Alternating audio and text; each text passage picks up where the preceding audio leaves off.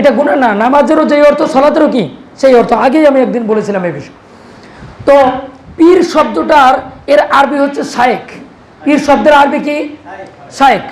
পীর শব্দের আরেকটা আরবি আছে, সেটা হচ্ছে ওস্তাজ। ওস্তাজ বলে আমাদের তালেবের, আমরা আমাদেরকে ওস্তাদ বলে, আমাদের ছাত্র আমাদেরকে শিক্ষক বলে। বাংলাতে শিক্ষক বলা হয়, সেটাকে আরবিতে বলা হয় ওস্তাজ। বাংলাতে পীর বলা হয়, সেটাকে আরবিতে বলা হয় শায়েখ বা ওস্তাজ। বাংলাতে একজন ব্যক্তির ভক্ত বলা হয়, সেই ভক্তটাকে বলা হবে মুরিদ। ভক্তকে কি বলা হয়? মুরিদ। মুরিদ মানে আত্মসমর্পণ করা। আমি গুনাহ করেছি, আমি অপরাধ করেছি, আমার হুজুর আমার এই গুনাহ কি আল্লাহ মাফ করবে, বা মাফ করতে হলে আমার কি কি কাজ সেগুলো আমাকে বলে দেন, তাহলে আমি আল্লাহর দরবারে মাফ চাবো। কারণ সবাই তো এগুলো জানবে না। সবাই কি জানবে যে মাপ কোন গুনাহ, কিভাবে মাপ চাইতে হয়, কিভাবে কি করতে হয়? সবাই কি জানে? জানে না। এই জন্যই তো আপনাকে ওস্তাদ মানতে হয়, এই জন্যই তো আপনাকে পীর মানতে হয়, এই জন্যই তো আপনাকে শিক্ষক মানতে হয়। এগুলো মেনে মেনে কিছু কথা শুনতে হয়, কিন্তু এটা ফরজ না।